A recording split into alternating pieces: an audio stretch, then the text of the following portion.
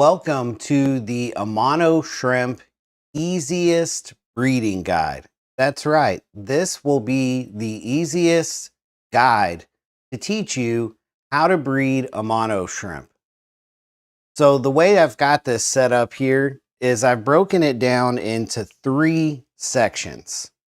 For low-tech Amano shrimp breeding, level 1, we're going to talk about broad questions. These are the broad questions people ask before they get intimidated. They start to think that raising baby Amano shrimp is just too difficult, or the instructions that they've come across are just too complicated, and they give up before they even start. That is going to be level 1. Now, level 2, setup and logistics. These are questions that people who have committed to the project of breeding Amano shrimp and raising the babies, buying equipment, setting things up, that's going to be level 2, setup and logistics. Now, level 3, I call this Death Valley. This is survival of your baby Amano shrimp, feeding your baby Amano shrimp. And the Valley of Death is where most hobbyists report that they have issues. This is where most hobbyists fail. And this is going to be a section where I answer some questions that are most often brought up by people, obviously, that are past level 1, past level 2, and they're doing it. So to get started here, the first thing I want to look at is we're going to be taking a look at some baby Amano shrimp.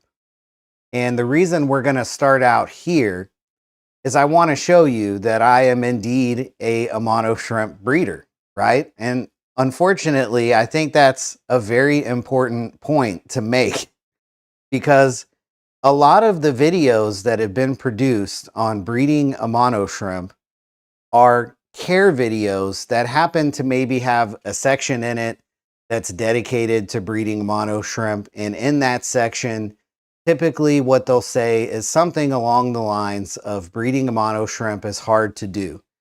And as a beginner, if you're looking to get into breeding Amano shrimp, that's not something you want to hear, right? You don't want to hear this is hard to do. So I'm showing you here some baby Amano shrimp that are going after some food. And these baby Amano shrimp were born in my aquariums. I raised them as little baby larvae through the saltwater stage. They're back now in freshwater. As you can see, there's some nano fish swimming around in here also. And these baby Amano shrimp are perfectly healthy. And yeah, there's some in colors. We'll be talking about that too today. But this is just to show you that it's possible. And I promise you, if I can do this, you can do this as well.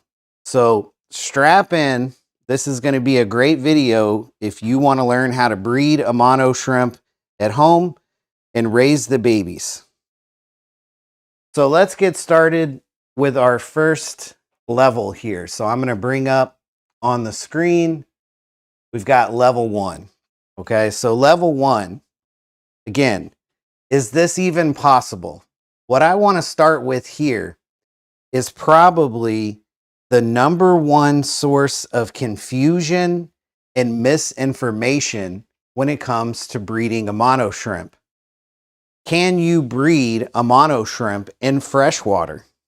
Seems like a simple enough question, right? I mean, why would every single video and tutorial talk about raising baby Amano shrimp through a saltwater phase if you could just keep them in freshwater, right? Why would anyone go through the trouble of raising tons of baby Amano shrimp in a saltwater tank if you could just breed them in freshwater?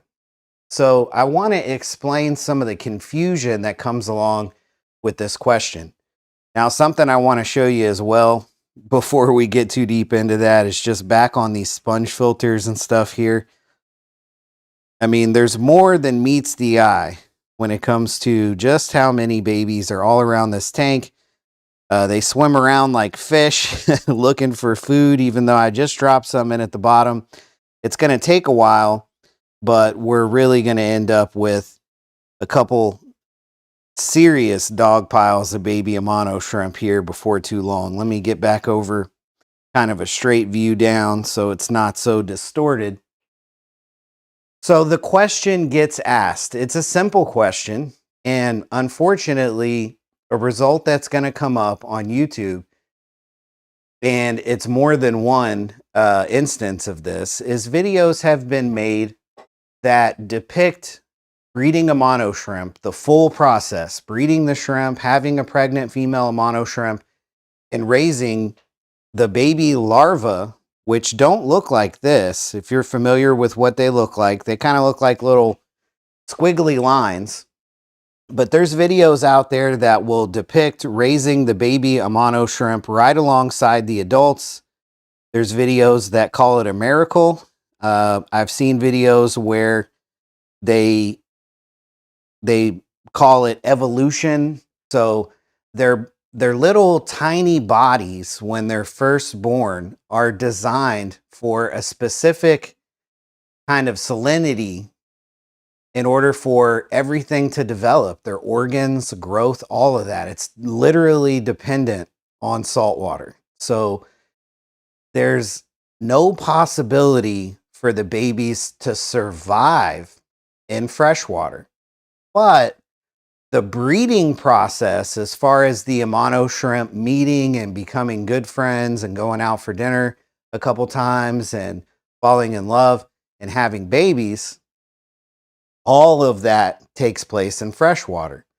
So it's kind of a nuanced question to ask, and it's not as simple as a yes or no, depending on which part of the breeding process that you're talking about. So the first question right out of the gate, level 1, kind of a complicated question, but if you understand the process of breeding Amano shrimp, then you can understand the answer.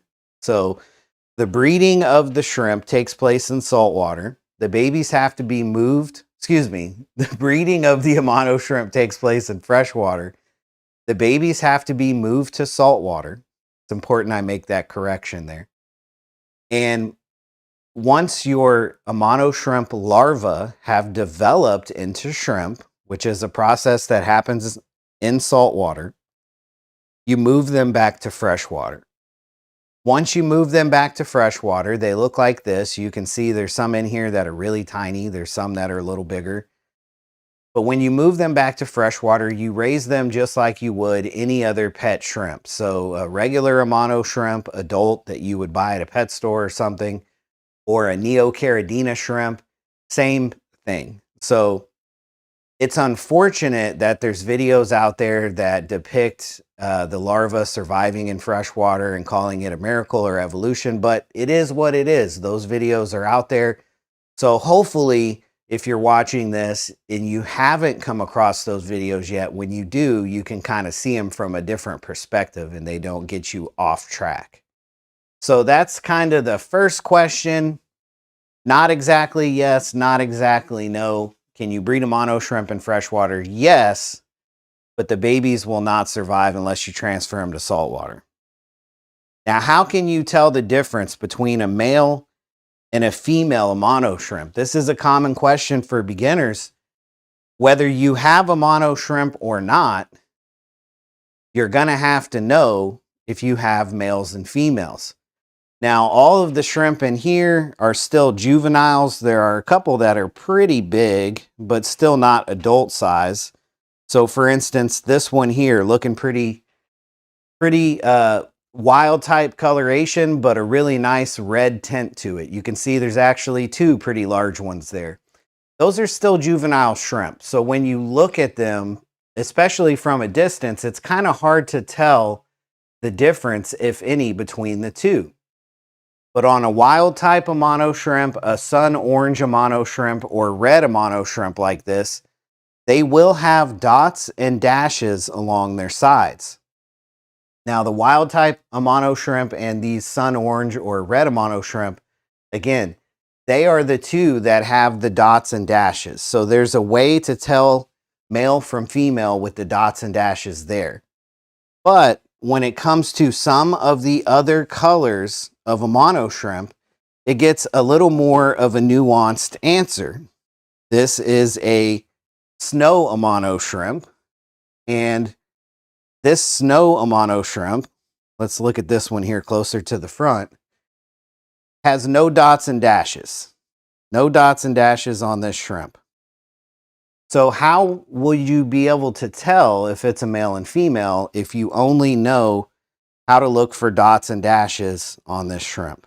So let me adjust the exposure here a little bit so the shrimp's not so washed out looking, but we'll get a shot of a female, and it's going to be very obvious when we look at the female, you know, how to tell a male from female. But just like those shrimp that we were looking at in that grow out tank at the beginning, all of those juvenile shrimp, they're not big enough to look like this. Okay. Now it should be blaringly obvious to you why this is a female shrimp, but maybe for a reason that you're not thinking of. So I'll explain that. So the Amano shrimp we see here is a female, obviously, but how do we know that? Well, the obvious answer is all of those eggs, right? A male is not going to carry all of those eggs under its tail. And so that's the easy answer. But there's actually another thing at play here, and that is the Amano shrimp's back. On these snow Amano shrimps, it's very obvious when they get those eggs on their back. Those are eggs developing in this shrimp's ovaries.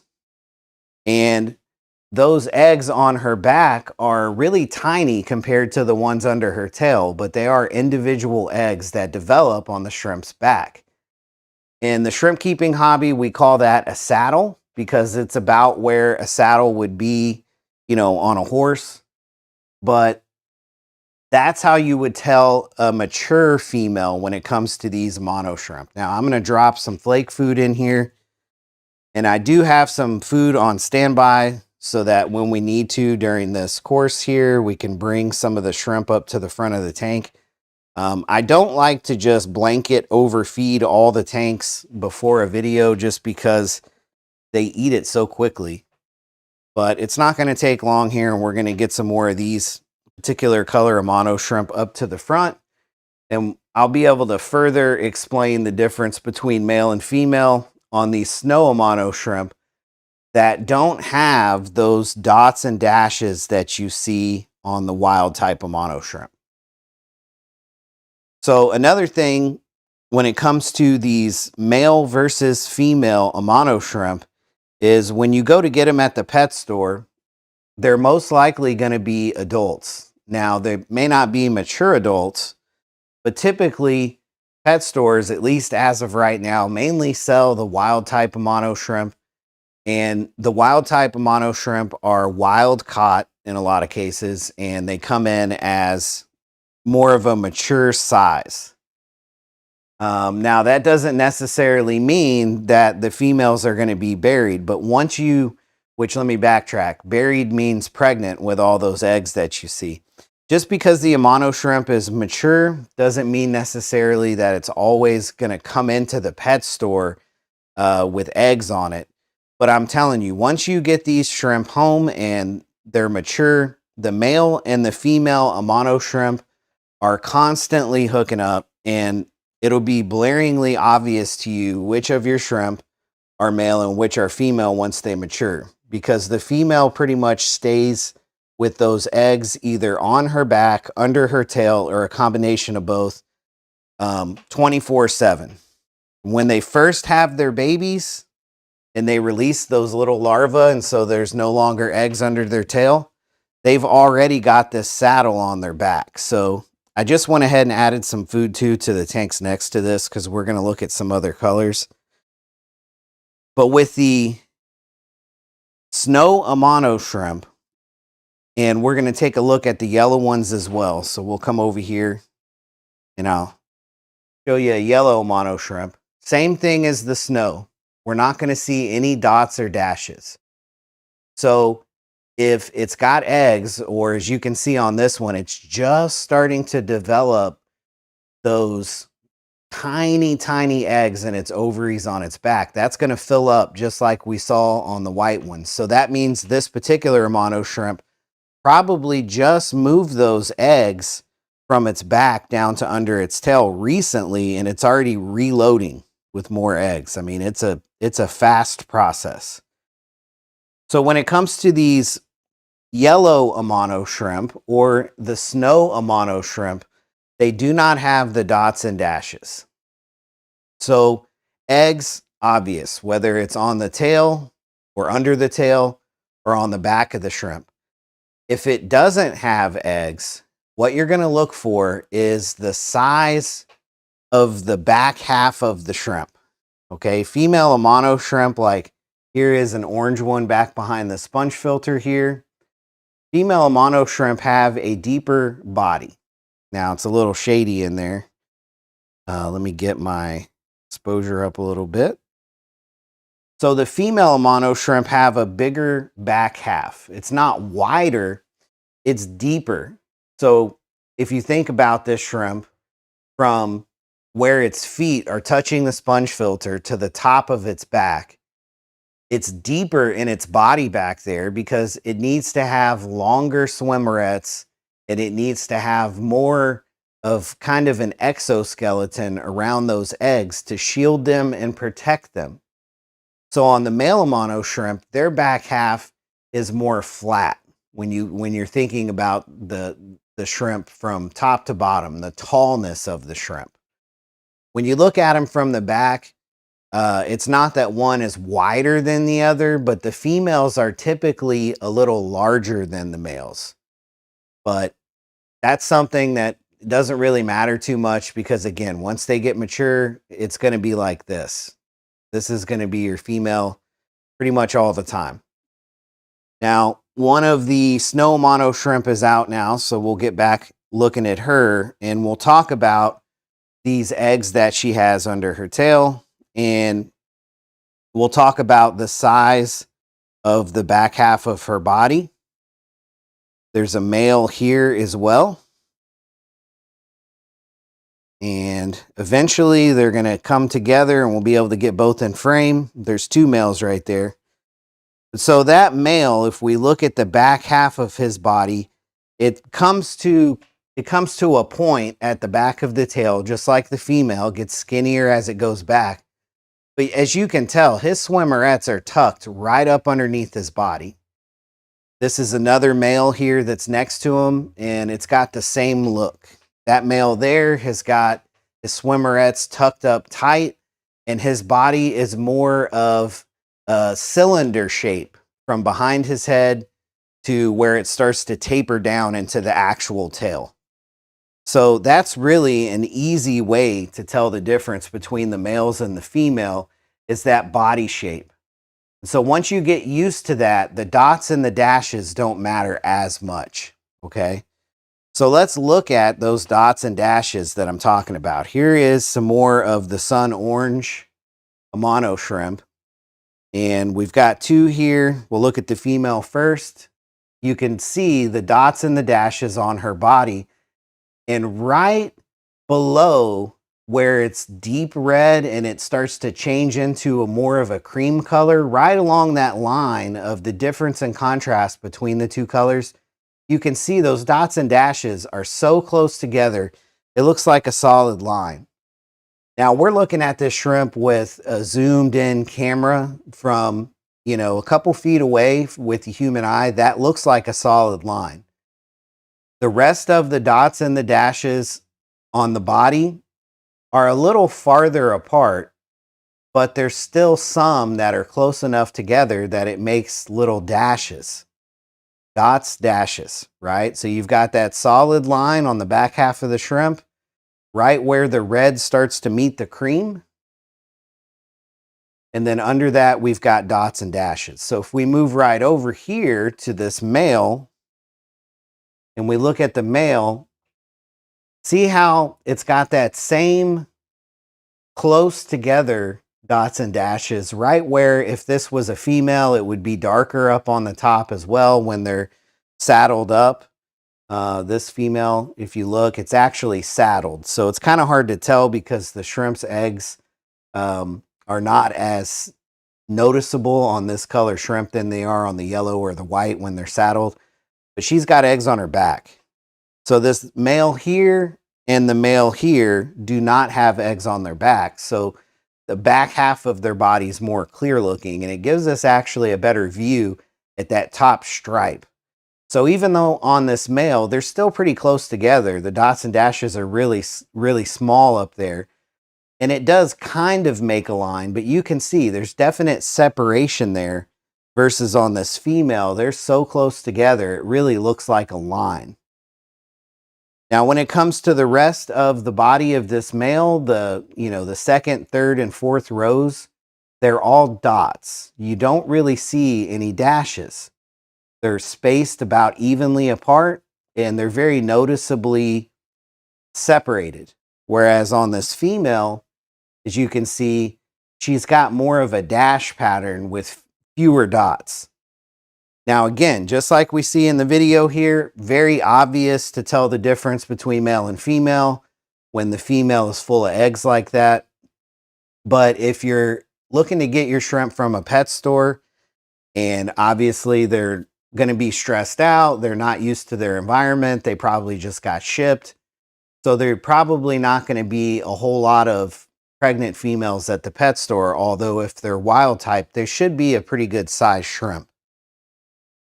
So we'll go back over here one more time and take a look at the more of a patternless color to a male snow Amano shrimp. And right next door, we've got the female.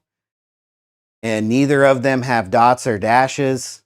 But obviously the female has to have longer swimmerets. And if she didn't have all those eggs, you would see that her actual shell, her exoskeleton, hangs down lower on her back half, but it's kind of hard to tell with all those eggs in the way. So with the male, we've got a much slimmer profile on him, no eggs on the back.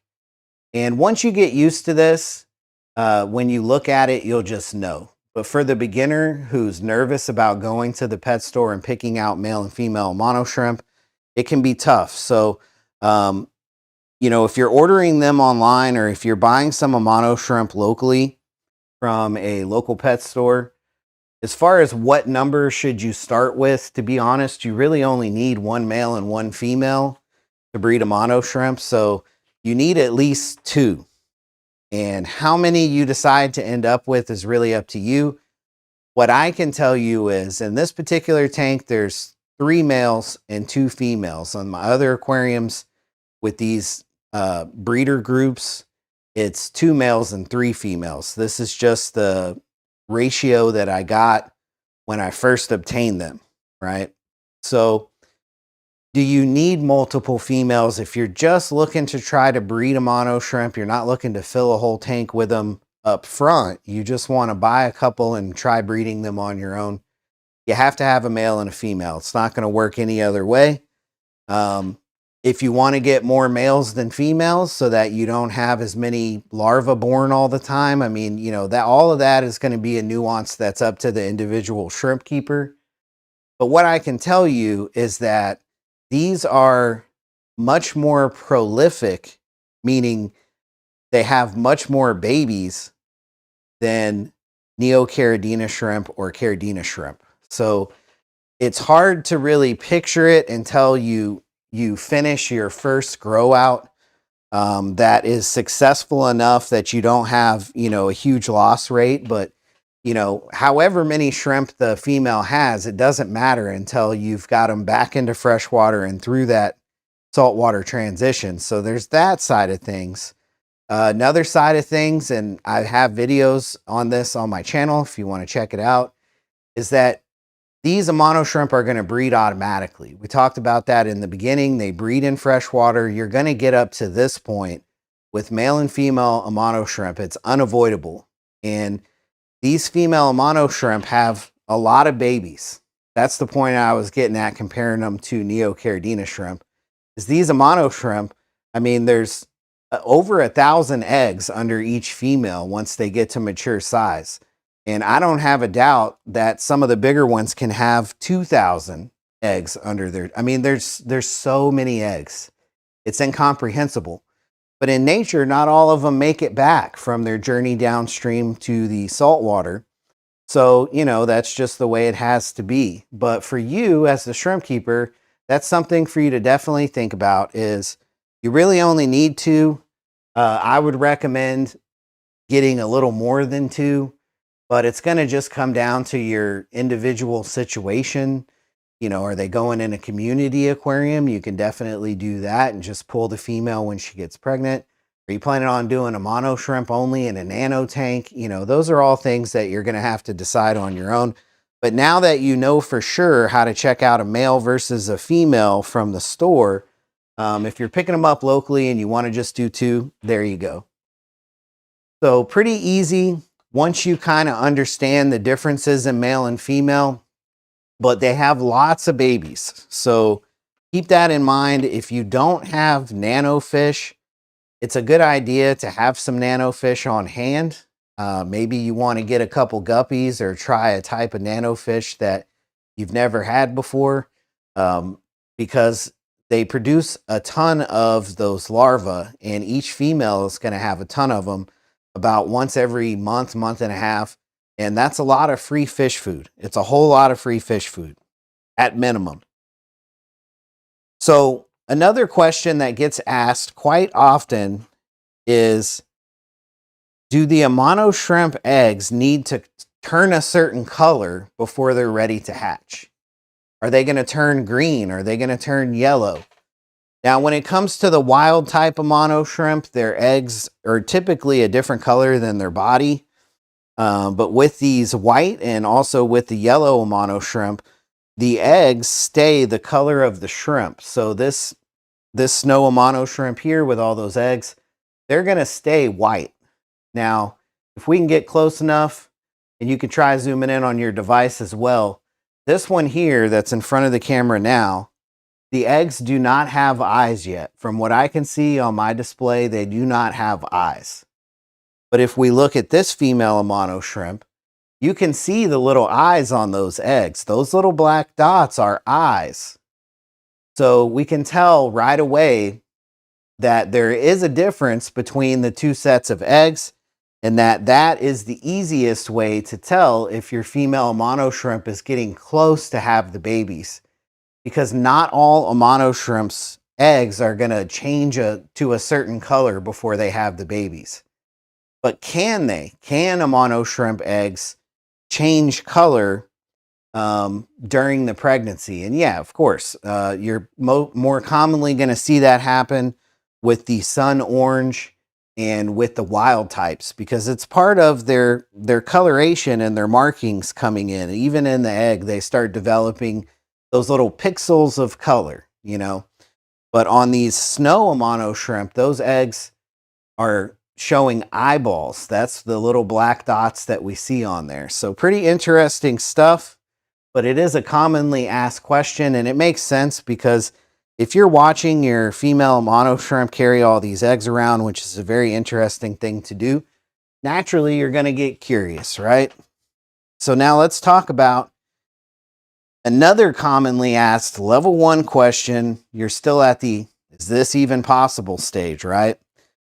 My Amano shrimp is pregnant, or as we call it, my Amano shrimp is buried. What do I do now, right? And most often this comes up from shrimp owners who have obtained Amano shrimp for algae control, and they know that when they first researched into Amano shrimp, they noticed that in their research it says they're hard to breed, and so they figured, wow, I'm not going to breed them, doesn't matter, right? But maybe they didn't really think about the fact that they're going to breed themselves, and you probably are going to end up with a lot of Amano shrimp, larvae that is. So it's a natural conclusion to come to. Once your Amano shrimp starts to look like this, what do I do, right? So what you want to do, in my experience, and this is low-tech style, right? I'm going for the least amount of effort here. So wherever you have the female Amano shrimp, you can leave her there. And once you start to notice those eyes, then you want to get her moved. Now, if you're nervous about whether or not you're going to be able to see the little eyes, if you've got wild type Amano shrimp or the sun orange Amano shrimp even, you may want to write down the date of when you first notice the Amano shrimp female is pregnant and just wait 2 weeks. After 2 weeks, if the female Amano shrimp is in a really big aquarium or if she's in a community tank with fish, you're going to want to isolate her. But if you've got your Amano shrimp in a small setup, maybe 5 gallons, maybe even 10 gallons, and it's just shrimp, and you don't have to worry about your baby Amano shrimp larva disappearing before you can move them out of the aquarium, you can leave your female Amano shrimp right in there wherever she is. Now, the way that I've got my adults set up to breed Amano shrimp is these are just little 2.5 gallon aquariums. So I only have 5 Amano shrimp in each one. And I do have a couple Neocaridina shrimp in there, but I just have 5 Amano shrimp. Maybe I think the most I've got 4 Neocaridina shrimp in one of them, and all of the Neocaridina shrimp are babies. I kind of have those in there as not like a dither shrimp, but an additional kind of shrimp that if I'm filming, I can look at, right? And it's just one other life form in the aquarium to make things a little more interesting. But I breed this kind of shrimp as well. The tanks I breed these in are on the other side of these Amano shrimp tanks. So again, let's actually look at these yellow Amano shrimp. And when it comes to the eggs on these yellow Amano shrimp, it's going to be the same thing as far as those eyes go. So we'll see if we can see any eyes. And those I do not. And in this female, I do. So you can definitely see some eyes when she turns to the side here. We'll see eyes in those eggs. Those are those black dots. Really cool stuff. All right. So we'll get back in here with the sun orange Amano shrimp.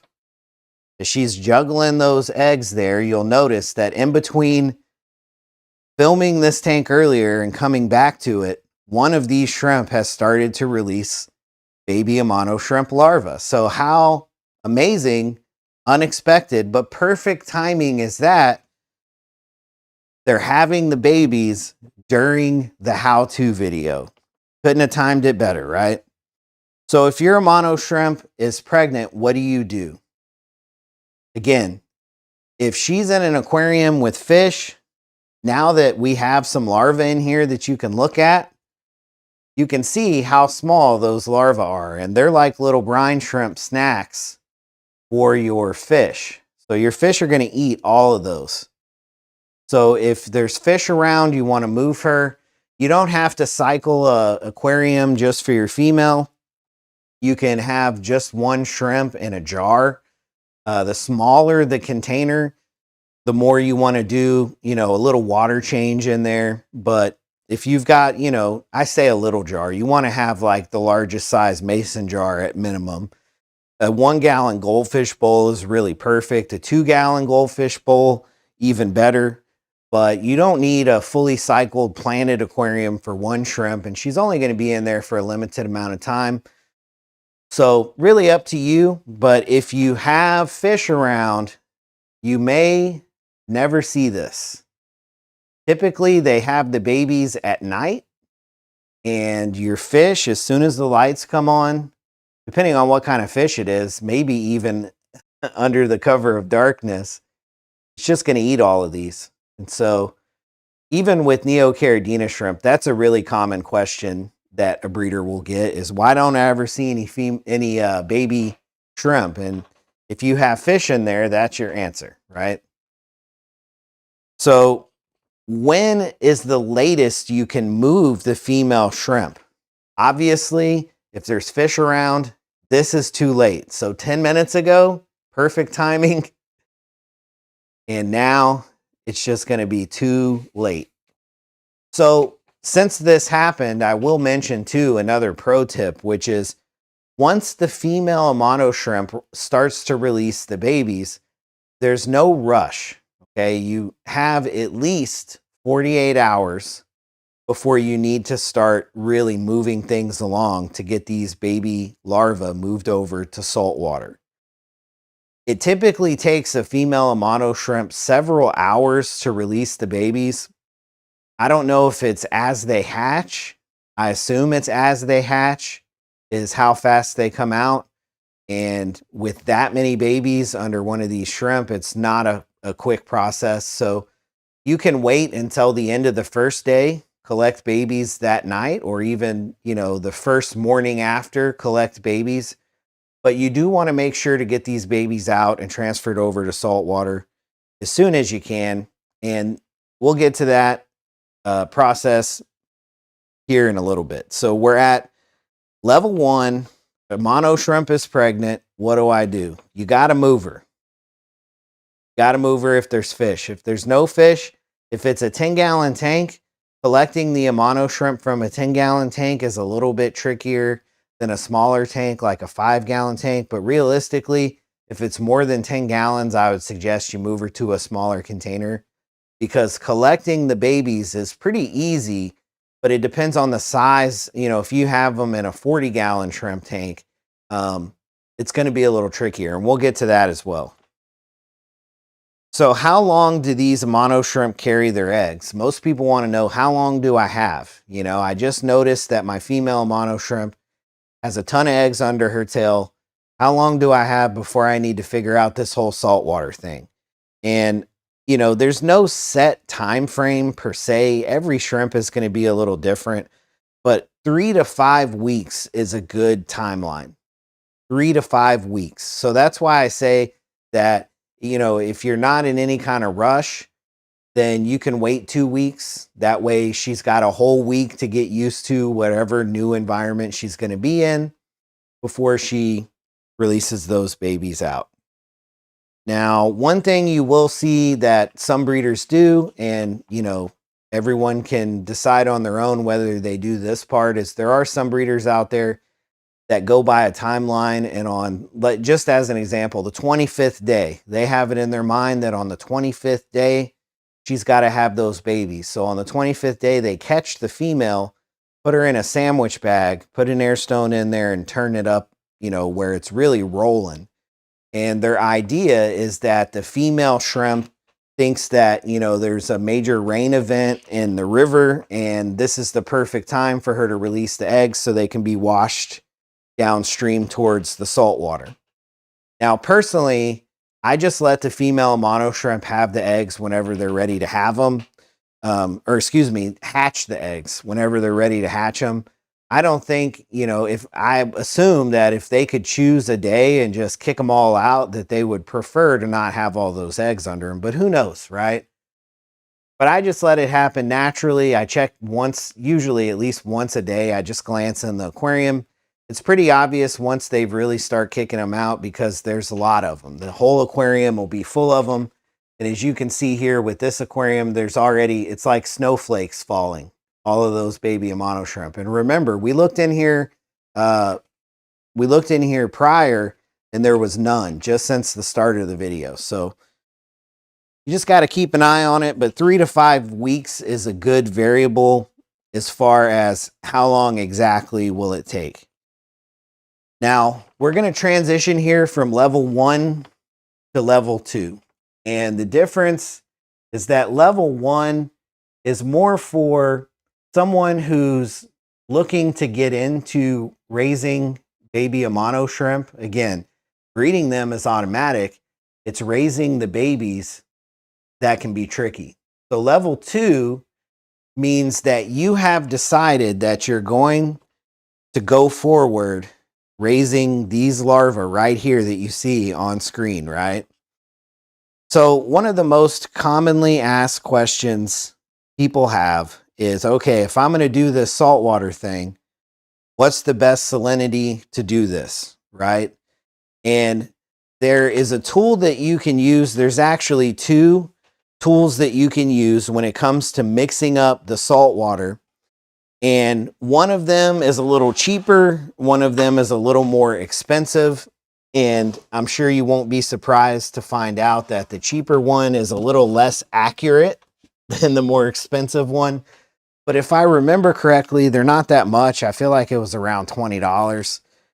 So there's a tool that you can get to measure the salinity, because that's something people don't even think about. They want to know how to mix up the salt water, but they don't really understand it, because as freshwater shrimp keepers, you may not have a saltwater aquarium experience, right?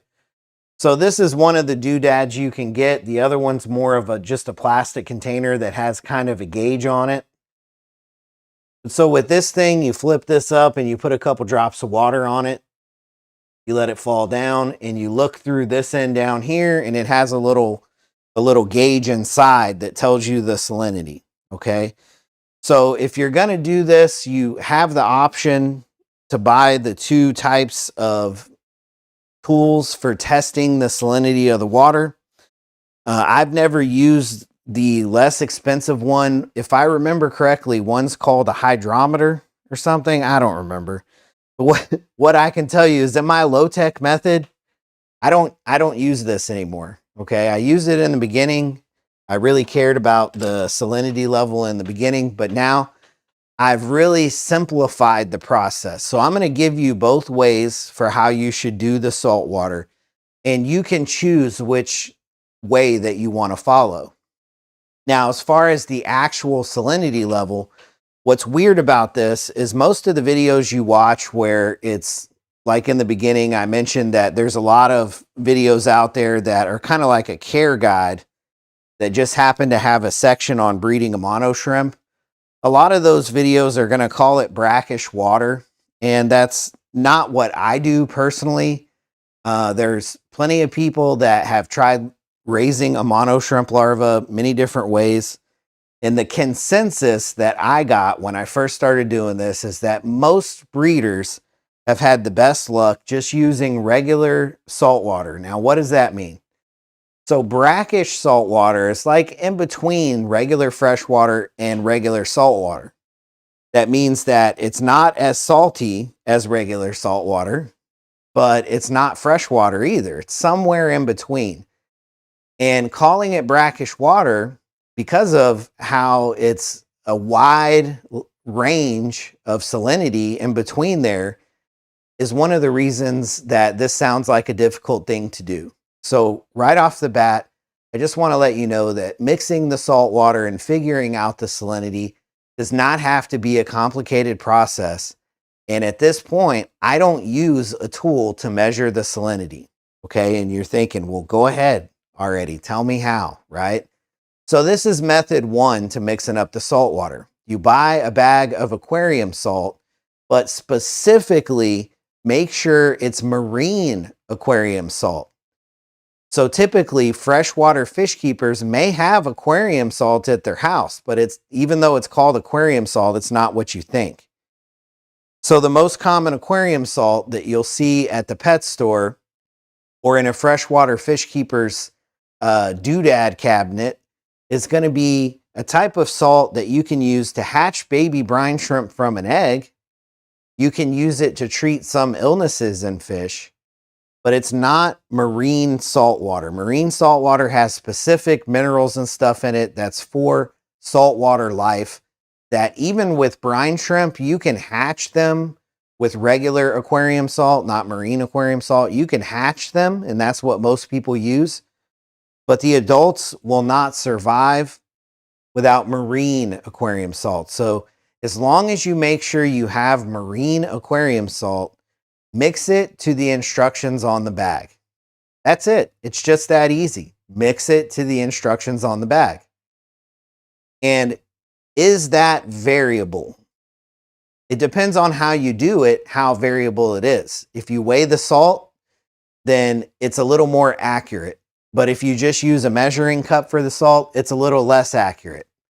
I just use the measuring cup. I use a measuring cup. I measure out the salt according to the instructions on the back of the bag, and I mix it up with RO water. RO water has 0 TDS, or it'll probably have under 20, depending on where you get it from. But it's very pure water. Doesn't have anything else in it. So when you go to mix that marine salt with it, it's going to be mixed to a certain specificity. It's going to be specific.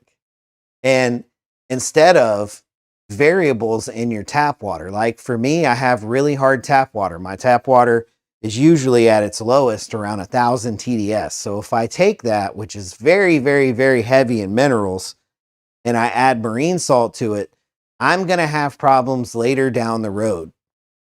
And we'll talk about that when we get into level 3. So when it comes to mixing up the salt for the larva that we see here, you just want to take marine aquarium salt. We'll get a little zoomed in on them as they float around in here. Marine aquarium salt. Now I use Instant Ocean brand. You don't have to buy the brand I buy. That's just the brand that they have at the local pet store. It needs to be marine aquarium salt. Another option for you is to use water change from a saltwater aquarium.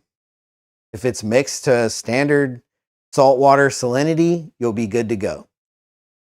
So that's way 1, and that's the ultra low-tech experienced guy method, right? But when I first started doing this, oh boy, did I measure that salt water. So the specific range that you use, depending on what videos you watch from other breeders, everyone may have a certain specific salinity that they shoot for. It's really going to depend on that particular Amano shrimp breeders' experiences in their own aquariums, and especially if they're using their own tap water, right? So again, for me, I have really good luck just using RO water, which for you as a viewer is a great thing because you can replicate RO water. It has basically nothing in it. So if you just take RO water and, just as an example, a bag of Instant Ocean salt, and you mix it to the instructions on the back of the bag, essentially you will have water that is as close as you can get to what I use here in my Amano shrimp larva grow out saltwater tanks, right? So I'm looking at the bag of Instant Ocean here, and it says for small quantities, which is what I do it in, it's 1/2 cup of Instant Ocean sea salt for every gallon. Now, the way that I mix it is I use a wave maker and I just let it run for about 24 hours. And then I let the water sit for about 24 hours. You can mix it by hand. It really doesn't matter, but you want to mix it until that salt fully dissolves. And then you want to give it 24 to 48 hours for any kind of fluctuations in pH, which can happen when you mix the salt water. So if you don't have salt water prepared yet and your female Amano shrimp just released a bunch of larvae, you're going to have to move quick, right? Now, I've done it in a pinch before and only let the water age for 24 hours. And in my experience setting up a tank on the fly like that, it worked. But you want to try to let it age for 48 hours, at least in my opinion, if you can, right? So that's going to cover the level 2. You've decided to do this, right? And you're trying to figure out how to set things up. You know about how much time you have before your Amano shrimp has all the babies, but you need to start to get things set up. So what do you need, right, for these baby larvae? Like, what kind of container? A lot of people ask about jars or buckets. And one thing I can tell you is the more water volume you can use to raise the larva, the better. If all you have is a jar, there's a pretty good chance that only a few are going to survive. So I definitely wouldn't start off putting 1,000 larvae in a jar, even if it's the largest size mason jar. Now, they do make some pretty big jars out there, but we'll just say as a jar, you know, a 1/2 gallon or less, you're only going to be able to raise a couple of these babies, right? So for me personally, I have a 10 gallon and I have a 5 gallon. So we'll look at those. And the way that I have these set up is very similar, but at the moment they look a little different. So this is the 5-gallon, and right now you can see actually there's an Amano shrimp right there on the glass. Behind that Amano shrimp is an adult brine shrimp. There's several adult brine shrimp in here. They typically hang out near the top. But that Amano shrimp right there is a snow Amano shrimp from my last batch that I ran through here. And when I collected babies out of that batch, I completely missed that shrimp. And so it's been in here. It's been a couple weeks and that shrimp is fine. It's probably molted a couple times in here while its relatives have already been moved back to freshwater. It's still chilling in the salt water. And so again, you don't have to rush. It's not like a huge deal when it comes to moving your Amano shrimp from saltwater back to freshwater. But when it comes to moving your larvae from freshwater when they're first born over to these tanks, you want to make sure you do it within a couple days. 48 hours, I would say, would be your danger zone. So this tank down here is a bunch of algae on the glass, and it's got salt water in there, and the light stays on for 24 hours a day. There's no air stone, there's no filter. And for a long time, this is exactly how I raised the baby Amano shrimp, is in nothing aquariums, right? There's nothing in here, just algae from that light being on 24 hours a day and some water. Now, this is a beater tank. I got it for free. It's all scratched up. I did not clean the glass before the video on this one because I figured we won't really be looking too much into it.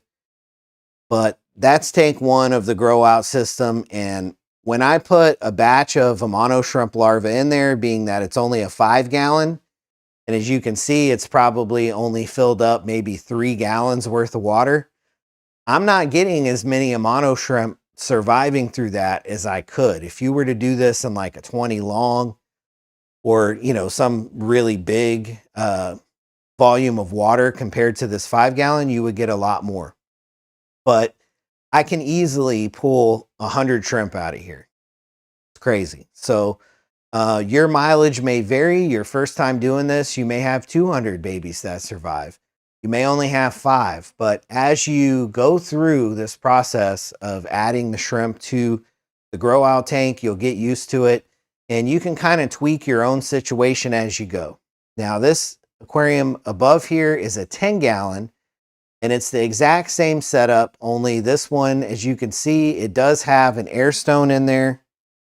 And above the air stone, it's a little hard to tell, but I have a deli container lid that airline is run through, and that kind of catches those bubbles so that it's not constantly spraying salt water.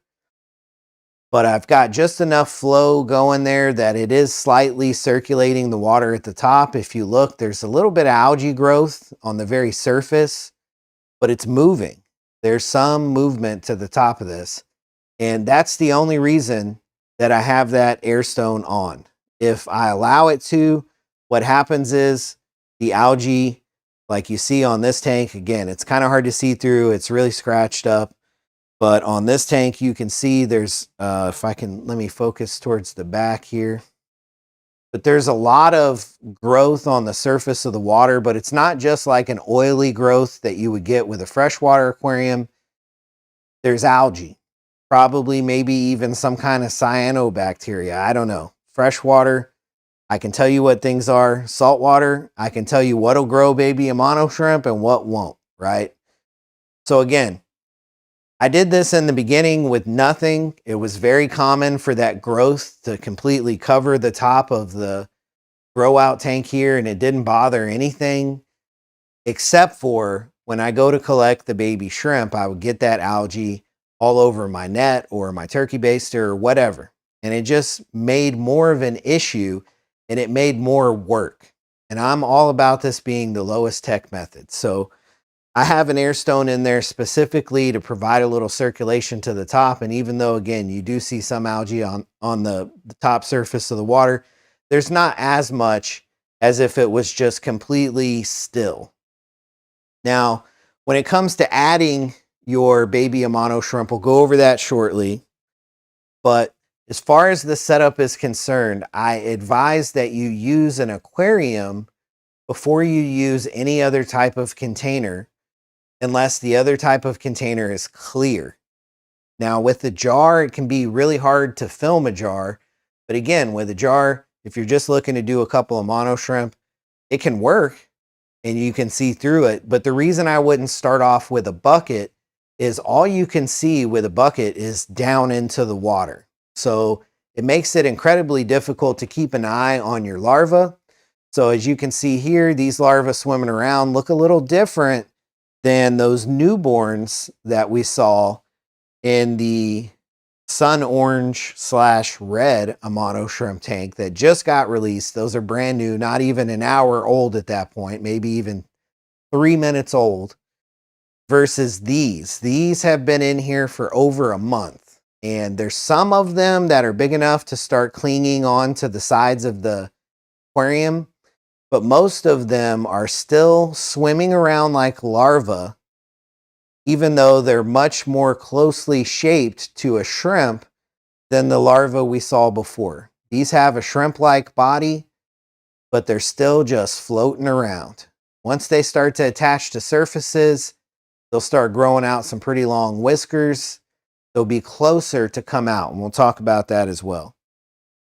So setting up one of these, the size of the aquarium's up to you. There's no minimum, there's no maximum, but there's definitely a trade-off and a balance that's going to take place depending on what size container you use. Now, you've seen that I do it in a 5-gallon and in a 10-gallon, and for me personally, I always have too many Amano shrimp.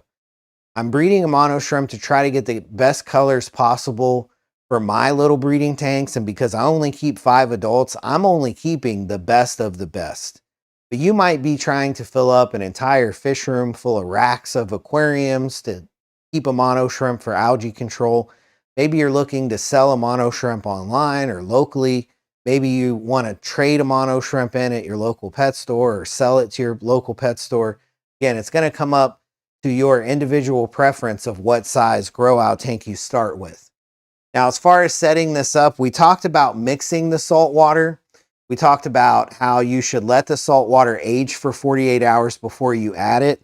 Now, obviously, when you first set this up, it's not going to look all green like this, right? So let's talk about how I got the green to grow on the walls, because what is saltwater algae versus freshwater algae? Got no clue. I just know what works to raise Amano shrimp. So you need to have a quality light, and quality doesn't mean expensive. It needs to be a quality planted aquarium light. So up here, I have a Fluval planted aquarium light, but you can use any kind of planted aquarium light as long as it's a full spectrum light. So it needs to have more than just the white bulbs. Probably going to have red, maybe blue and green, right? You want to leave your light on for 24 hours a day. I never turn the light off unless there's a power outage or if I'm doing something where I need to demonstrate what's inside of here, which I will do here in a minute. But you're going to just leave the light on. What that's going to do is, as you add food, the fact that the light's on all the time and that you're adding food to this tank, the nutrients that are produced from the breakdown of that waste, either by bacteria, other organisms, or by the actual Amano shrimp larva, that's going to feed algae. Now, where does the algae come from? Just like in a freshwater aquarium, if you set up a clean aquarium that's brand new and you leave your light on, somehow you get algae, right? Just kind of appears. That seems to happen in saltwater too. Now, one thing I can tell you is at one point, as just an experiment, I put some hair algae that I believe was maybe cladophore algae in one of my grow out tanks that's full saltwater, just to see what would happen.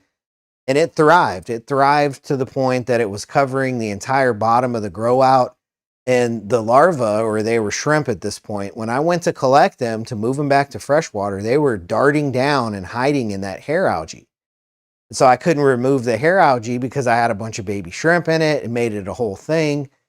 And so I ended up having to transfer a bunch of algae with shrimp in it to freshwater and then slowly catching the shrimp out of that. It just made it a lot more work. So I don't worry about other kinds of algae. as far as growing food for the shrimp. But something you have to consider is when these shrimp, these larvae, are in their larval state, they're swimming around in the water column, typically backwards. So the pointy end is usually facing up towards the light.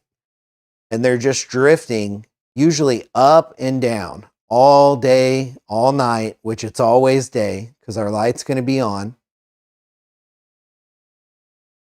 And they're going to be drifting around, not on the sides of the aquarium. So your algae is not going to come into play as a food for your larva until they get big enough to hang out on the walls. So if you're just setting up a tank for your larva, don't sweat it if it's not already covered in powdered algae all over the walls and the bottom, surfaces of the aquarium. By having your light on 24 hours a day, by the time they get ready to start hanging out on the walls, which is going to take over a month, they'll be covered in algae. You'll be good to go. Okay. So when you put your fresh water in here, also, I forgot to mention earlier, the second way to mix up the salt water is to use those two tools. Which one do you use? The cheaper one or the more expensive one? That's up to you. But you would use one of those tools would be the more difficult way to mix up your salt water. You're still going to want to mix it to the salinity that's recommended on the back of the bag. That's full salt water.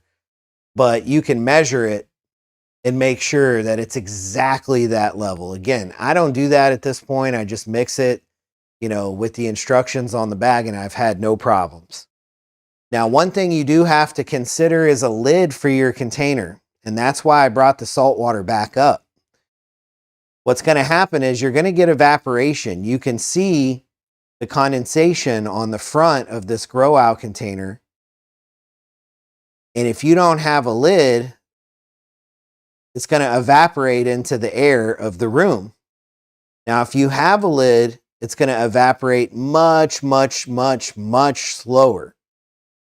But either way, it's a good idea to take a marker and mark the tank where the water line is so you can monitor evaporation. For me, I can actually see the water line. I'm sure you can see it there. It's the line going parallel to the surface of the water. Now, that's where it was when I filled it up.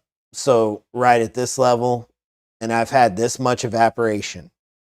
So if you have those handy dandy tools, you can check your salinity level, which it should be more concentrated in salt because the salt does not evaporate. Just the water evaporates. So when you go to refill evaporation, you want to just add RO water. Now again, can you really say that? Well, if you don't have a meter to test, you don't really truly know what the salinity is in the aquarium. But again, guys, I don't use the meters at this point. I run these grow outs until they get really, really gross, and then I reset them. That's it. And really, really gross for me is a couple batches. After a couple batches, it just gets a bunch of junk on the bottom. If you've got any kind of algae in there other than this powder algae, it'll grow long, and it just gets gross. So if it starts to stink or it just starts to look really bad, after that batch, clean it out, restart it, right? But when it comes to a lid, you want to make sure you have a lid. So it just makes it easier. You don't have to worry as much about evaporation. It's much, much slower for the water to evaporate.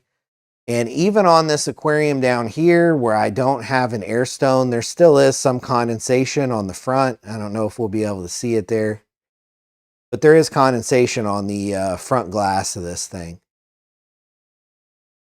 So what kind of setup or how to set up for baby Amano shrimp? We know how to mix the salt water. I remembered to tell you both ways. There's an easy way to do it.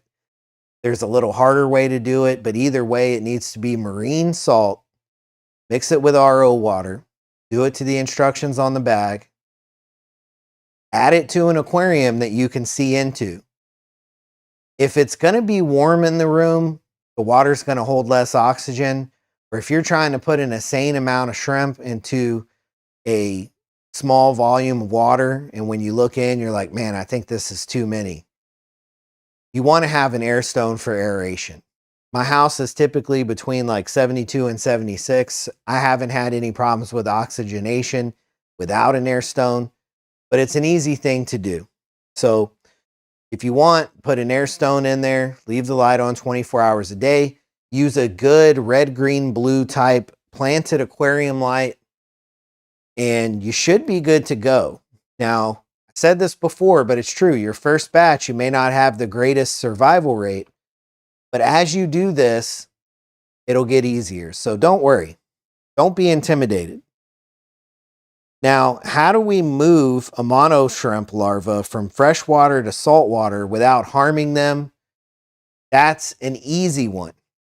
But again, I've been doing this a while, right? So for me, when it comes to these baby Amano shrimp, when they're first born, and we'll come back here and check on all of our babies that are in this 2.5 gallon for the adults.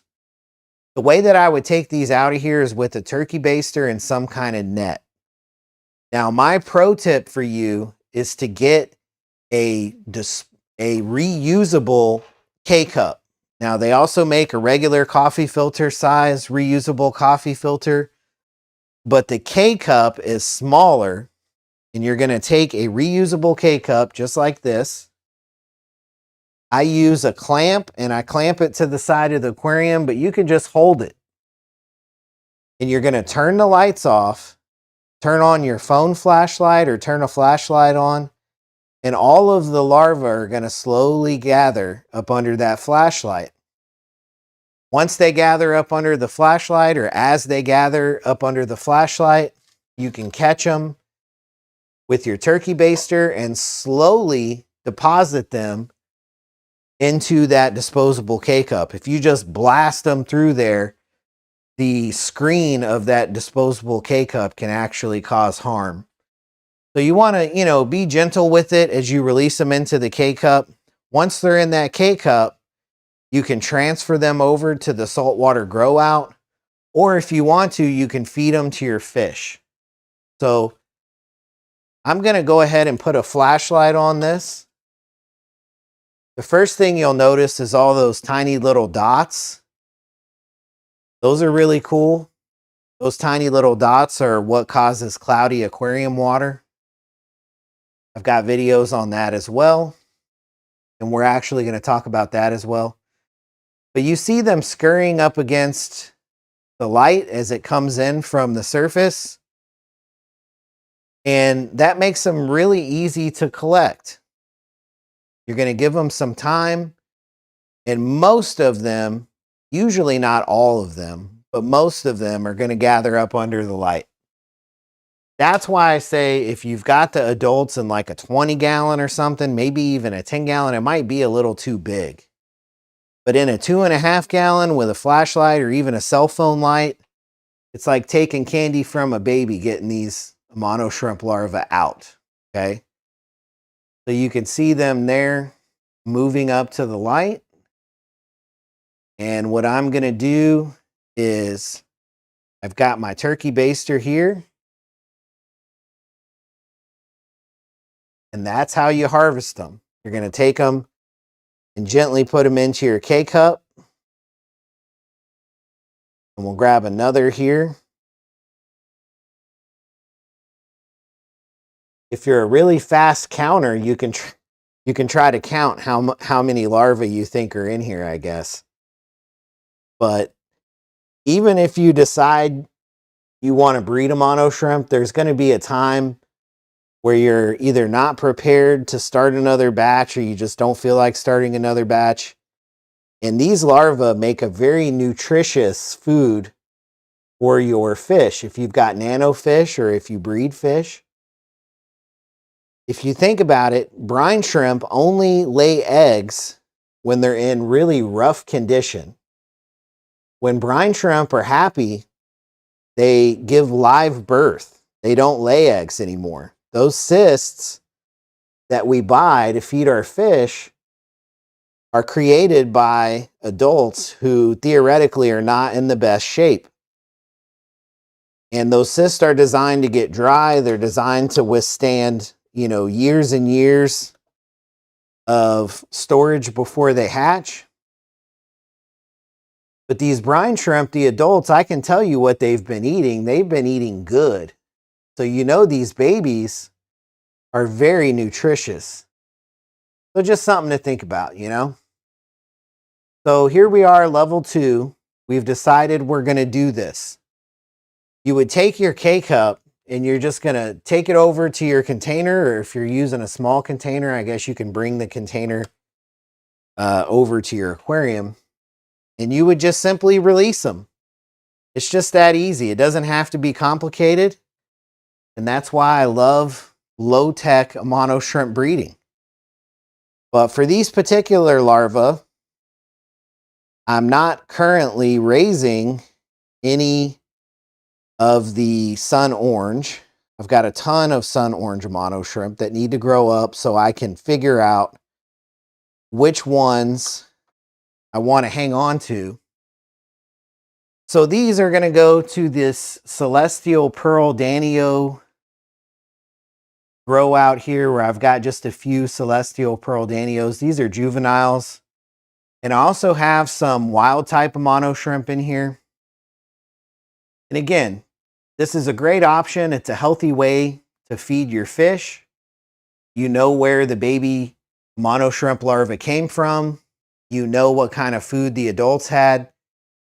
And you know that this is just going to be a really nutritious food source. And unless you're super, super dedicated, you're probably not going to want to constantly hatch and raise thousands and thousands and thousands of Amano shrimp. So this is definitely an option in the process.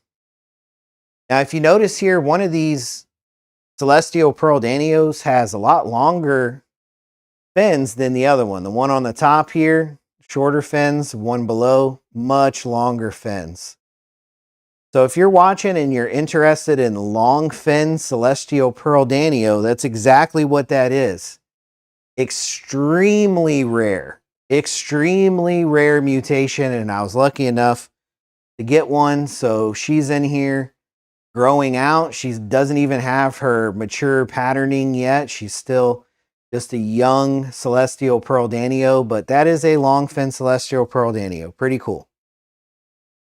So as far as level 2 goes, it doesn't get any more realistic than collecting some of the larvae on the how-to video, right? I just took the flashlight off. I'm not sure who's responsible here. There's a couple females in here that are currently fully pregnant, but I'm not sure exactly which one is releasing all those babies today. So how to set up your Amano shrimp larva container, it's as easy as I made it sound. If it was more complicated than that, trust me, I would tell you. I got no reason to make stuff up here. You see it in action. You would bring that K-cup over here, or whatever kind of net you use. You can use a brine shrimp net to catch them with. You just need, obviously, a really fine mesh net. If you don't have a fine mesh net, or you don't have a turkey baster you want to use, you could try to scoop them out. But in my experience, what I just showed you is by far the fastest and the easiest way to collect those baby Amano shrimp. So setup and logistics, we talked about the best salinity for Amano shrimp larva. We talked about baby Amano shrimp larva tank setup, and we even collected some babies to show you moving them and how to move them without harming them, right? Now let's talk about using aquarium salt versus marine salt. And I know I touched on this earlier, but this is a question that comes up in level 2, because remember, this is when you're putting everything together. You're trying to figure out, all right, I know I'm doing this for sure. Now, what do I need to order on Amazon, or what do I need to pick up locally? So can you just use the salt that you've always used to hatch brine shrimp? I'm telling you, don't do it, okay? You're not going to have success doing that. It's going to be a little bit of a waste of time for you. And worst case scenario, again, if you run out of time and your female has those babies, you have about 48 hours. And You know, if it takes a little longer than that, it takes a little longer to that. Worst case scenario doesn't work out. Remember, the female is already most likely got eggs on her back that are ready to move down to her tail. So wait a couple days, she'll molt, and then she'll start moving those eggs down. If it's a young female and it's her very first batch, again, it's just a little bit of time. Don't fret. So we talked about aquarium salt and marine salt versus regular aquarium salt. It's got to be that marine salt. Call around, maybe even check on social media with local hobbyists that may have a saltwater aquarium. Get some water change water from a saltwater aquarium. It doesn't matter. It just needs to be full salt water. Now, when it comes to moving a pregnant female to a hatching tank,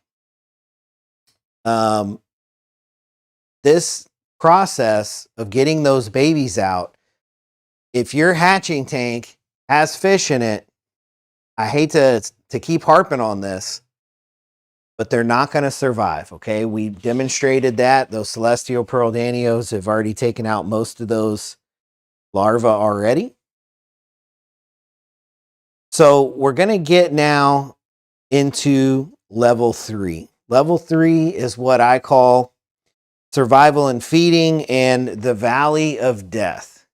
So on level 3, you've got your baby Amano shrimp in your grow out, okay? And you've either had some failure or you think things aren't going well. These are the common questions that you're going to want to know. Survival and feeding in the valley of death.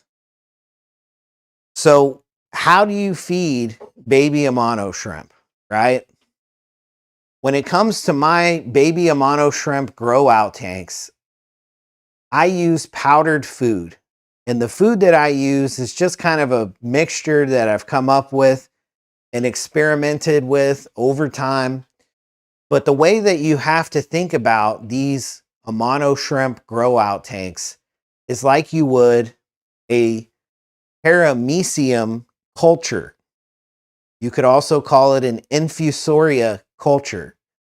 And I'm no stranger to breeding really tiny fish. And I think my experience breeding nanofish obviously has given me some experience culturing live food that's really, really small. Okay.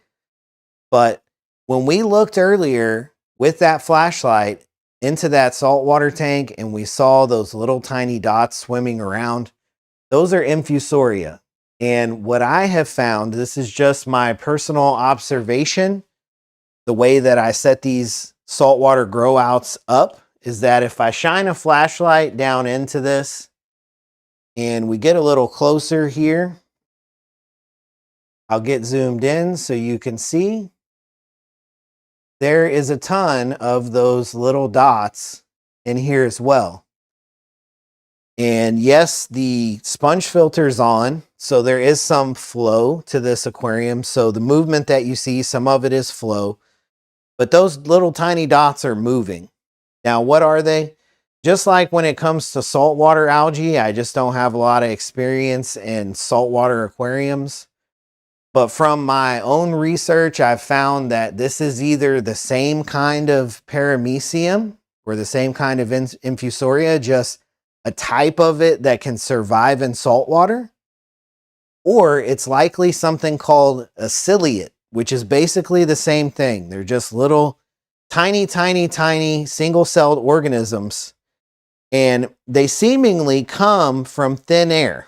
So if assuming at this point, you're in your aquarist career where you've made it to level 3, right? So you've probably set up an aquarium before.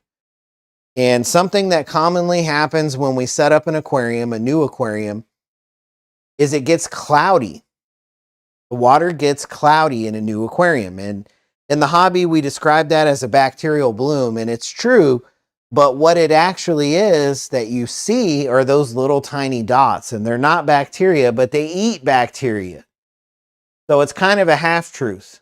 Now, there's a ton of it in this aquarium. There's way more of it in here than there was in that freshwater tank. I mean, you can see it. Some of that is powdered algae on the front glass, but without a doubt, there's a ton of infusoria in here. So when you see it get this thick, it consumes oxygen. It's a living thing. So you want to make sure if it gets this thick when you look in with a flashlight, that you got an air stone going, or you can just skip a couple meals and you'll notice that infusoria start to die down.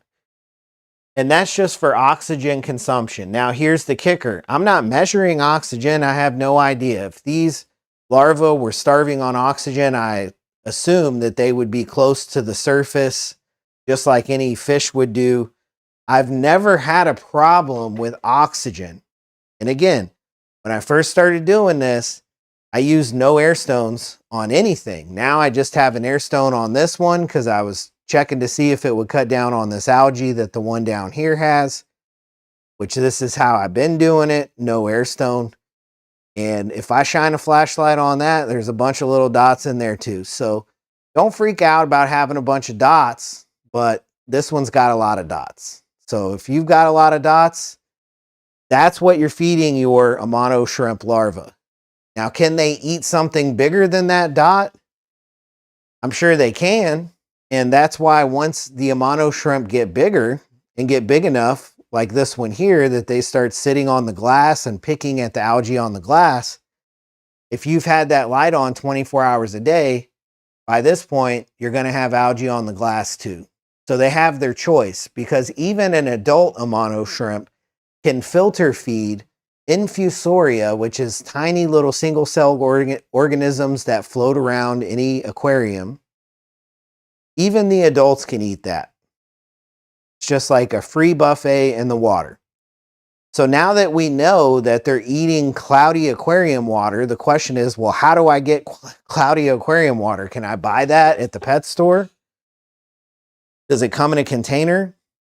So in order to have the cloudy aquarium water, you've got to have bacteria for those single-cell organisms to feed on. But yeah, they appear out of thin air, just like the cloudy aquarium water. When you first set up a fish tank, after a couple days, maybe a week, it starts to get cloudy. Or maybe you have a fish tank that's been set up and you add a bunch of hardscape to it.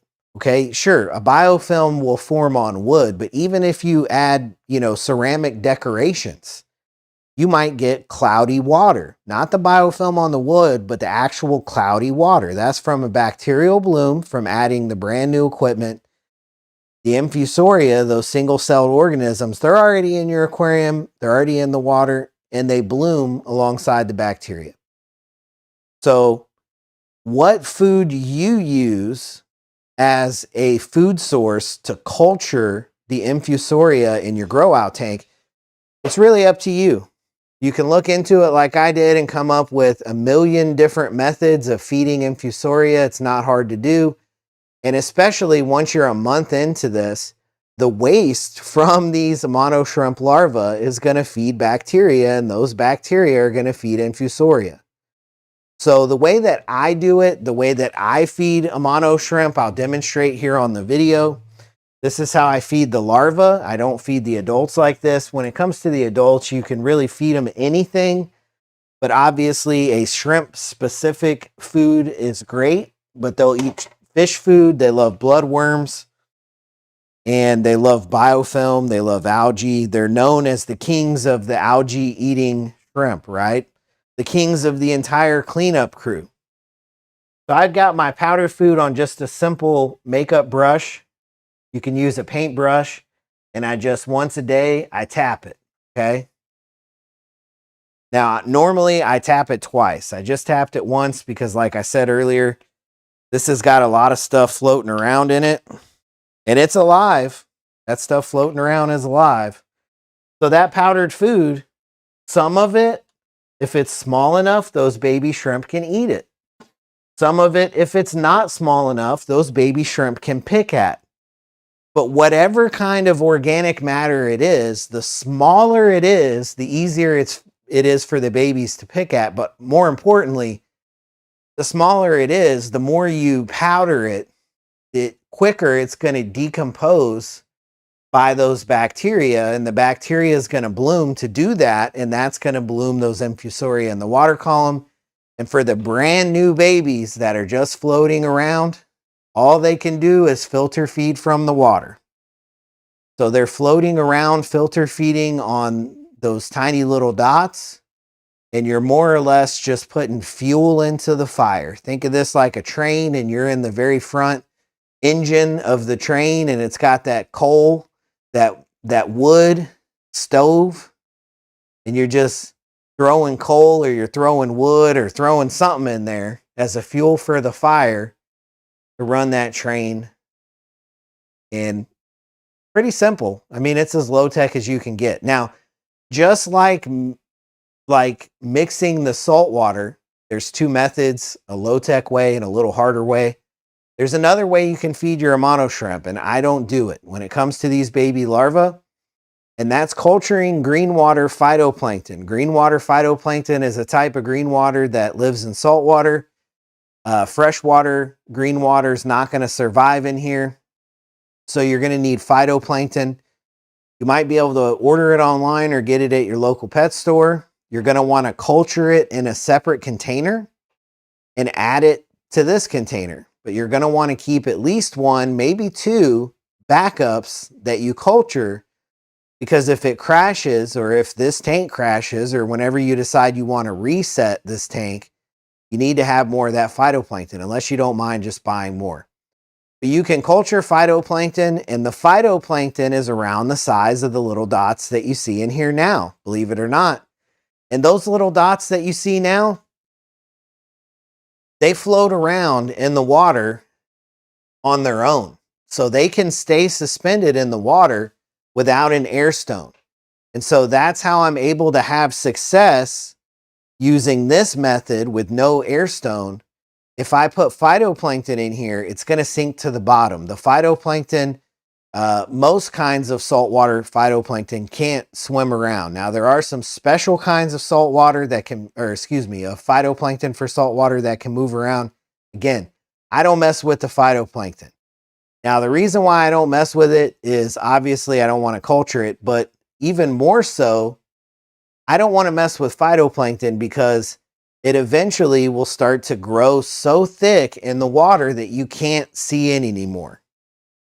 With this infusoria, those little dots, it's got to get pretty thick just to make the water cloudy. And as we can see here, I mean, it does look like there's a lot of algae in here, but that's the back glass. We can clearly see through. You can see that brine shrimp swimming around there. This water is not very cloudy. It's actually pretty clear. It's not until we look under the light that we can even see those. And even then, they're not blocking our view to the back glass. If I focus in on the back glass, we can still see through it, right? Phytoplankton, when it gets thick enough, you can't see in here at all. So you cannot check on your baby Amano shrimp larva, and that creates a problem. That phytoplankton also uses oxygen. It's a plant, just like algae. So if it gets too thick, another problem you can have is that phytoplankton will use up enough of the oxygen that the shrimp run into problems. So neither of those is good. And in order to fix that, what's recommended is that you culture something called rotifers, which eats the phytoplankton. So now you're running two cultures on top of this tank. You got to put the rotifers in once the phytoplankton starts to get thick enough. It's this whole thing. It's pretty complicated. But I don't use that method because it's so much effort. It's so many steps. I prefer to just roll this way. This is, after all, the low-tech method of Amano shrimp breeding that I've kind of tailored to being as easy as possible, right? And that's a huge part of it, is not messing with the phytoplankton or the rotifers. So the rotifers you're going to culture, again, in a separate container. If you add them too soon, when the green water's not thick enough, they'll multiply and eat the green water too fast, and they kill off your green water culture. You'll have to go, hopefully you have a backup, an extra culture of green water. You can get some more green water, add it. If you add them too late, they may not be able to multiply fast enough, and it may start to get so dark that you can't see in. So there is a balance to adding the green water and adding the phytoplankton. At the end of the day, it's a bunch of extra steps that I avoid. But just like with the salt, if you want to get the meters and test that salt all the time, by all means, it's not a wrong way to do it. So if you want to use phytoplankton, one thing you have to have is an air stone. You probably want to have 2 air stones, and you've got to keep it suspended in the water. Even if it's the kind that's able to kind of swim around, you just want to monitor the bottom of the aquarium and make sure that it's not settling at the bottom. So that's when we're looking at level 3, one of the biggest hurdles for a lot of people is they don't understand what the baby shrimp need to eat, and they might assume that they just need to leave the light on for 24 hours a day to grow this algae that you see on the walls. And it's not that easy, because again, the very brand new baby larvae, even a month in now, are still swimming up and down in the water column, and they need some kind of tiny food that's also floating around in the water that they can filter feed. So if you can keep them alive for over a month, you'll start to see one by one, they'll start hanging out either on the bottom of the aquarium, or like you see this one here right in the center of the screen, he's totally hanging out on the glass. Once they get past this stage, although again, they can feed from the water, even though he's hanging out on the glass, they're going to go after that powdered algae on the walls of the grow out aquarium. So pretty easy to feed your baby Amano shrimp, but definitely can be a hurdle. The more you do this, the more experience you'll have with it, and it'll be easier and easier. Now back to the Valley of Death, level 3. Does it matter if you get a phytoplankton culture and you just dump the whole thing in here? Does it matter? Or do you have to have a separate phytoplankton culture? When it comes to phytoplankton cultures, eventually they all crash. Phytoplankton cultures and green water cultures, they don't last forever. And that's why it's so important that you start backups. So you don't want to just dump all of your phytoplankton in unless you don't mind buying more phytoplankton. If that culture that you have, you notice the water gets really clear. The water gets really clear and it's not being suspended in the water anymore, it's not going to be alive. And you'll know because the bottom of the aquarium, it'll all settle down there. It'll start to turn kind of a brown color a lot of times. And bacteria will start breaking it down. The infusoria will bloom, and hopefully it's not so much green water that has died that it affects oxygen levels and things like that. But one thing to remember when you find yourself in the bottom of Death Valley here, if you find yourself in the bottom of Death Valley, is you can always just stand right back up and start walking back up the other side of that hill. Your Amano shrimp are constantly producing babies. Chalk that up to experience and try again. This is very, very easy to do. Now, level 3, let's go to the next question.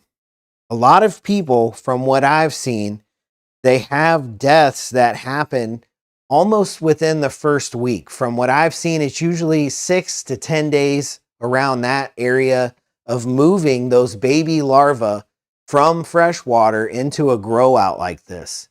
Usually 6 to 10 days is what I would call it.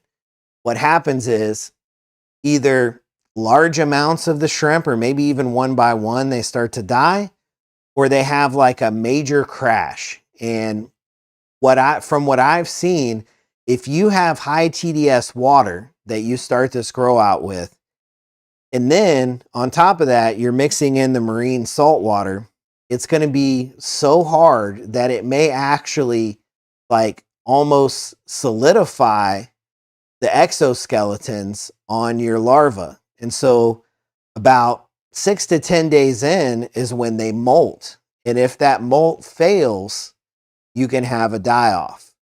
Now, I personally have not had any issues with that.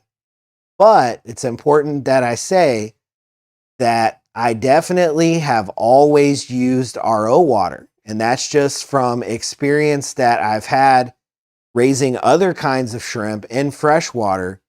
I knew from the get-go that my tap water was much too hard to be trying to do anything with shrimp, and that I would be much better off mixing it with some RO water or just going with straight RO water. Now, obviously, in my freshwater tanks, I keep my Amano shrimp in. I don't use just RO water. I use a mixture of RO water and tap water. But with the salt water, personally, I go with RO water and the salt. So 6 to 10 days in, if you notice major die-offs happening, it could definitely be a problem. Now, during the process of growing out hundreds, if not thousands of baby Amano shrimp larvae, you're going to have some die-off no matter what. Some of these baby Amano shrimp larvae are just going to be born with a ticket that's got a stamp on it that they ain't going to make it to the end of the movie, right? It's just how it is. In nature, these adult Amano shrimp have thousands and thousands and thousands of babies because the rate at which they survive is typically not good. So they have extra, you know. Who knows how many of them will make it back from their trip out to sea, but it ain't going to be all of them, right? So it's just something to think about. Don't be intimidated or afraid of failure. And if you experience failure, don't let that be a reason to give up, especially if you've already made it far enough to get into level 3 and you're doing it, right? So these yellow Amano shrimp, I tell you, there's something else. It's a sight to see. I know they look pretty good on camera there, but in real life, these yellow Amano shrimp, even the snow ones, their solid coloration is crazy. We're so used to it in the hobby, those dots and dashes, I tell you. So a big question that gets asked in level 3, and this comes more from the survival and feeding aspect of things, is how do I keep these tiny, tiny little larvae that are floating around my freshwater aquarium? How do I prevent them from getting sucked into my filter?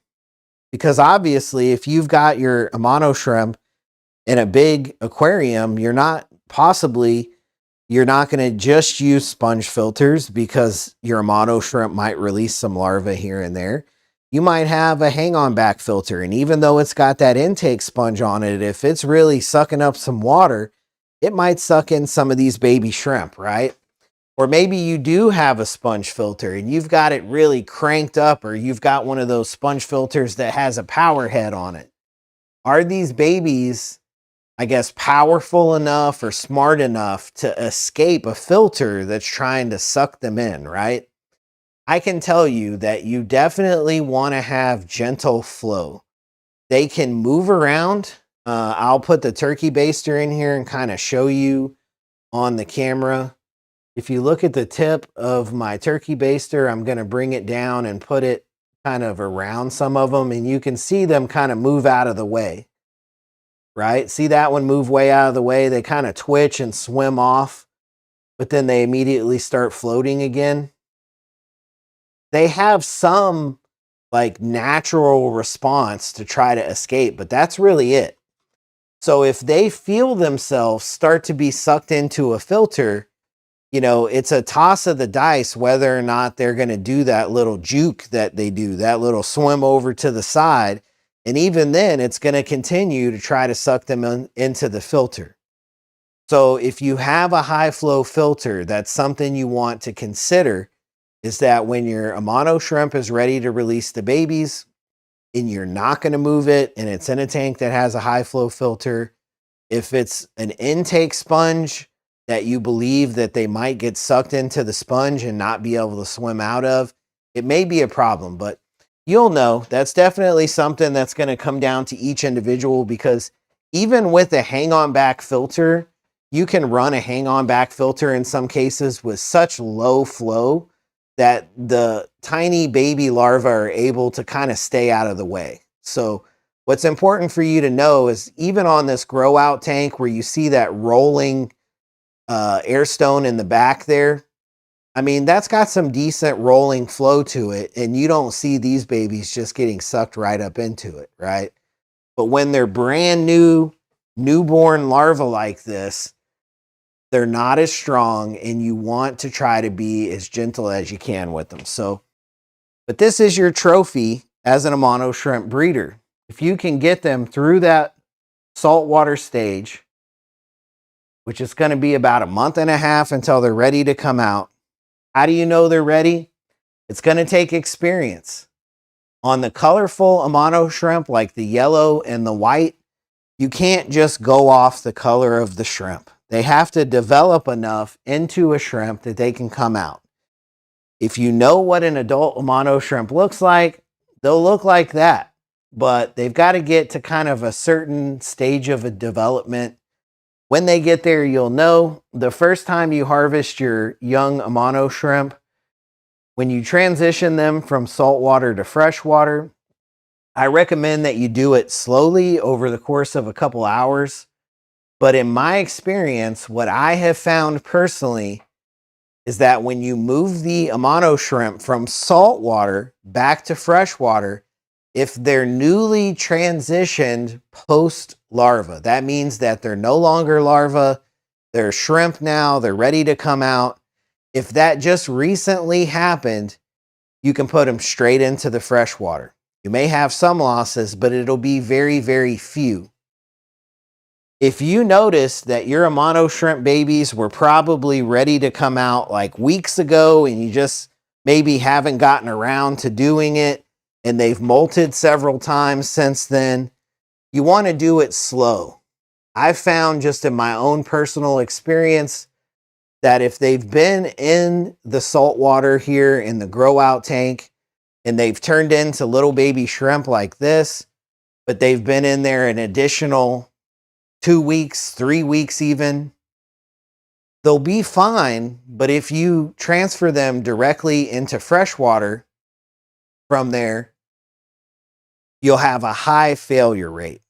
Why is that? I have no idea. It probably has something to do with their body needing more of a freshwater environment, obviously, but just being bigger and more developed, there's different pressures, and it could be the pressure change.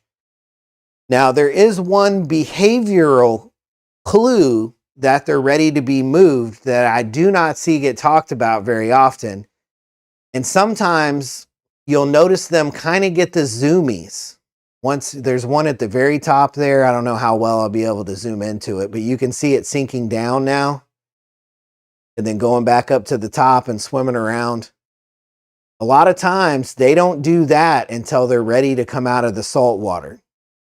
So what I would do with these shrimp, there's another one there that's swimming around on the top. Notice that that shrimp is swimming forward. It's not just swimming upside down, gliding around, right?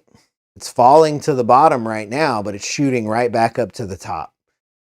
So I've noticed that they start to do that once they get closer to being ready to come out, which again, it's been over a month now. These lemon yellow Amano shrimp that have been growing out in this grow out now for over a month, more and more of them on a daily basis are starting to cling to the sides of the aquarium. Usually within a few days, maybe a week of when you first start to notice them cling on the sides of the aquarium, they'll be ready to come out. But you want to experiment with it when you first start. Just take out maybe 5. If they survive for 24 hours, then take out another 5. And if those survive 24 hours and the first ones have survived 48 hours into freshwater, you're probably good. But you can use magnifying glass to, try to take a really close look at them. You could use a zoom camera like this. You could even use a microscope. But this ain't the hardest way to breed Amano shrimp. This is the easy method. So naturally, we just know when we know. So again, I hope you appreciate the video here and you enjoyed it, and this gets you closer to being able to breed Amano shrimp successfully from start to finish. If you haven't yet, make sure you hit the subscribe button, and we'll see you in the next one.